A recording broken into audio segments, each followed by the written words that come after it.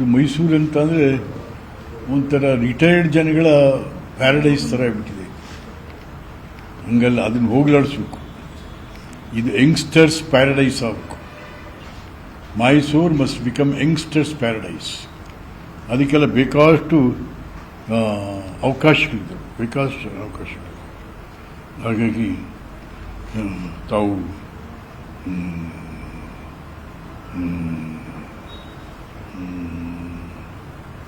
ಮತ್ತು ಈ ಕೊನೆಯದಾಗಿ ತಮಗೆ ಈ ಬಿಡದಿ ಟೌನ್ಶಿಪ್ ಭಾಳ ಚಾಲೆಂಜಿಂಗ್ ಇದೆ. ರೈತರನ್ನ ಎದುರಾಕೊಡೋದು ಬೇಡಿ. ಇದು ನನ್ನ ಸಲಹೆ. ನೀವು ಯಾವ ರೀತಿ ಬೇಕಂತ ರೈತರನ್ನು ಎದುರು ಹಾಕ್ಕೊಂಡು ಸರ್ಕಾರ ಕರ್ನಾಟಕದಲ್ಲಿ ಒಂದು ಉಳಿಲಿಲ್ಲ. ಗುಂಡೂರಾವ್ ತಾವಿಂದ ರೈತರನ್ನು ಎದುರು ಹಾಕೊಂಡಂಥ ಸರ್ಕಾರಗಳು ಈ ರಾಜ್ಯದಲ್ಲಿ. ಹಾಗಾಗಿ ಅದು ತಮಗೆ ಬಿಟ್ಟಂಥ ವಿಚಾರ. ಒಟ್ಟಾರೆಯಾಗಿ ಇವತ್ತು ಹಿಂದೂ ಧರ್ಮವನ್ನು BJPಯನ್ನು ಅಣಕಿಸೋ ರೀತಿ, ನಾನು BJPನೇ, ನಾನು BJP MLC ಹೌದು, ಆದರೆ BJPಯವರು ಹಿಂದೂ ಅದಕ್ಕಿಂತ ಮೀರಿ ತಾವು ಹಿಂದೂ ಧರ್ಮದಲ್ಲಿ ಬಹಳಷ್ಟು ಗೌರವವನ್ನು ನೀಡಿ ನನಗೆ ಸಂಪೂರ್ಣ ಇಡೀ ದಿನ ನಿಮ್ಮ ನಡವಳಿಕೆ ತುಂಬ ಮೆಚ್ಚುವಂಥದ್ದು, ತುಂಬ ಮೆಚ್ಚುವಂಥದ್ದು. ಹಾಗಾಗಿ ಒಳ್ಳೆಯದಾಗಲಿ. ನಿಮ್ಮಿಂದ ನಾಡುವ ಹಲವಾರು ಅಭಿವೃದ್ಧಿ ಕಾರ್ಯಗಳನ್ನು ನಿರೀಕ್ಷೆ ಮಾಡ್ತಾ ಇದ್ದೀನಿ. ನಿರೀಕ್ಷೆ ಹುಸಿಯಾಗದಿರಲಿ.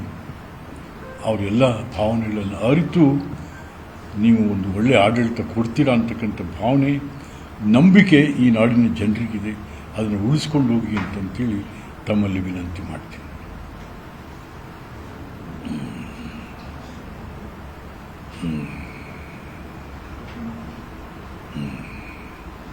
ಆಮೇಲೆ ಅಕ್ಷರ ಮತ್ತು ಆರೋಗ್ಯ ಭಾಳ ಬೆಲೆ ಕೊಡಬೇಕು. ಭಾಳ. ಮೈಸೂರಂದರೆ ದೊಡ್ಡ ಆಸ್ಪತ್ರೆ, KR ಹಾಸ್ಪಿಟ್ಲು 5-6 ಜಿಲ್ಲೆಗೆ ಇದು. ಇವತ್ತು ಅಲ್ಲೇನಾಗಿದೆ ಅದು. ಮತ್ತು ಹಿಂದಿನ ಸರ್ಕಾರ ಸ್ಕೂಲ್ ಎಜುಕೇಷನ್ ಹಾಳು ಮಾಡಿಬಿಟ್ಟಿದೆ. ಸ್ಕೂಲ್ ಎಜುಕೇಷನ್ ಹಾಳು ಮಾಡಿಬಿಟ್ಟಿದೆ. ಅವೆಲ್ಲ ಸರಿಯಾಗಬೇಕು. ಅಕ್ಷರ ಆರೋಗ್ಯವೇ ನಮ್ಮ ಸಂಪತ್ತು. ಅದನ್ನು ಸರಿಯಾಗಿ ಇಟ್ಕೊಂಡು ಹೋಗಬೇಕು. ಅದ್ರ ಬಗ್ಗೆ ವಿಶೇಷವಾಗಿ ಗಮನ ಕೊಡಬೇಕು.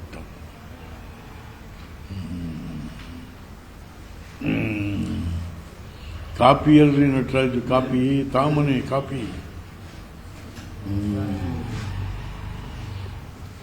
ಏನ್ ಸರ್ ಮೈಲಿ ಅವರೇ? ಸರ್, ಈಗ ನಿನ್ನೆ ಪ್ರಮಾಣ ವಚನ ಸ್ವೀಕಾರ ಮಾಡೋದು ಸರ್ DK ಶಿವಕುಮಾರ್. ನಮ್ಮ ಡೆಮಾಕ್ರಸಿ ಸಿಸ್ಟಮ್ ತಂದಂತ ಸಂವಿಧಾನ ಗಾಂಧೀಜಿ, ನೆಹರು ಇವ್ರು ಯಾರನ್ನೂ ನೆನೆಸ್ಕೊಳ್ಳಿಲ್ಲ. ಇವರು ವೀರ ಅಜ್ಜಯ್ಯನಲ್ಲಿ ತುಂಬಾ ಚೆಂದಲ್ವ ಅಂತ ಅಂಬೇಡ್ಕರ್ಗೆ ಹೋಗಿ ಮಾಲೆ ಹಾಕಿದ್ದಾರೆ. ಬೆಳಕಿನ ಸಮಯ ಪ್ರಮಾಣ ವಚನ ಸ್ವೀಕಾರ ಮಾಡ್ಬೇಕಾದ್ರೆ ರಾಜ್ಯ ಬಿಡಿ ಏನಂತೆ. ಪ್ರಮಾಣ ವಚನ ಸ್ವೀಕಾರವೇ ಅಂಬೇಡ್ಕರ್ ಹೇಳ್ಕೊಟ್ಟಿರೋದೇ ನಾವು ಸಂವಿಧಾನ ಹೇಳುವಂಥದ್ದು. ಏಕೆಂತಾರೆ ಈ ಮೈಸೂರಲ್ಲಿ ಒಬ್ಬರು ಜಿಲ್ಲಾ ಮಂತ್ರಿ ಇದ್ದರು. ಅಂಬೇಡ್ಕರ್ ಸಂವಿಧಾನ ಅಂತ ಹೇಳೋರು ದಿನ ಅವ್ರನ್ನ ಸಾಯಿಸೋರು. ಇವರು ಸಂವಿಧಾನನೂ ಸಾಯಿಸೋರು, ದಿನ ಅಂಬೇಡ್ಕರ್ನೂ ಸಾಯಿಸೋರು. ಸುಮ್ಮನೆ ಸಂವಿಧಾನ ಅಂಬೇಡ್ಕರ್ ಮಾತಾಡೋರು. ಬಿಡದಿ ಟೌನ್ಶಿಪ್ ಕೈ ಬಿಡಿ ಅಂತಾರ ಸರ್ ಯೋಜನೆ. ಬಿಡದಿ ಟೌನ್ಶಿಪ್ ಯೋಜನೆ ಕೈ ಬಿಡಿ ಅಂತಾರ ಸರ್.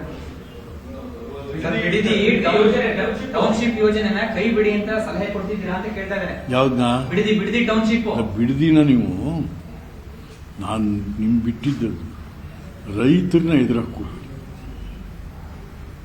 ನೀವು ಒಬ್ಬ ಆಡಳಿತಗಾರ ರೈತರನ್ನ ಎದುರಾಕೋಬಾರ್ದು. ರೈತರ ಜೊತೆ ಕೂತ್ಕೊಂಡು ನೀವು ಸಾಮರಸ್ಯವಾಗಿ ಮಾತಾಡೋದು.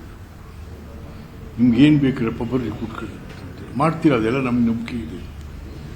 ಬಟ್ ಅದು ಸುಮ್ಮನೆ ಯಾರ್ಯಾರ ಮೇಲೂ ಮಾಡೋಕ್ಕೆ ಹೋಗ್ಬಾರ್ದು.